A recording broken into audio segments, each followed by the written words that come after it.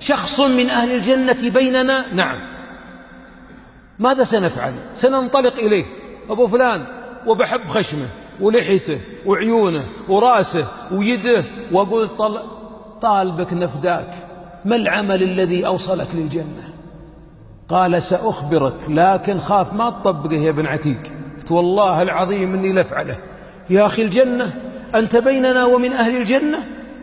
قال: والله يا شيخ، مو بكثرة صلاة ولا كثرة صيام ولا كثرة صدقة ولا كثرة حج ولا كثرة أي عمرة، والله ما عندي إلا عمل، ما أنوم إلا مبيح هالصحنة والدلم ولا المملكة والعالم كلهم، وادعوا للي ظالمني قبل اللي فازع معي.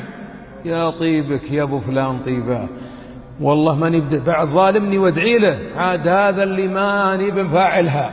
قال: إذن قايل لك من تبقادر، ارجع بس على طاولتك وحدث الله، والله يعينك على قلبك. هذا الفعل هو الذي فعله الصحابي. قال الحبيب: يدخل عليكم رجل من أهل الجنة. جنة، اي والله من أهل الجنة. والحديث تعرفونه، حديث عبد الله بن عمرو.